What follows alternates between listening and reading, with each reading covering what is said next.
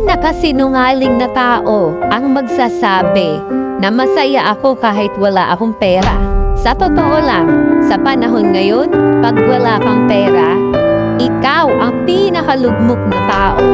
Kahit sabihin mo na simple lang ang gusto mong buhay, kailangan mo pa rin ng pera. O sige, paano ka magiging masaya? May nagkasakit sa mahal mo sa buhay. O paano mo dadalhin sa ospital kung wala kang pera? Yung anak mo matalino, masipag mag-aral, hindi mo mapaaral sa university dahil wala kang pera. Hindi lahat ng matalino nakaka-avail ng scholarship. Konti lang ang nabibigyan mo.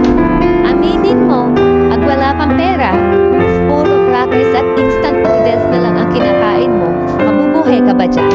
Money doesn't buy happiness, but it gives you freedom to create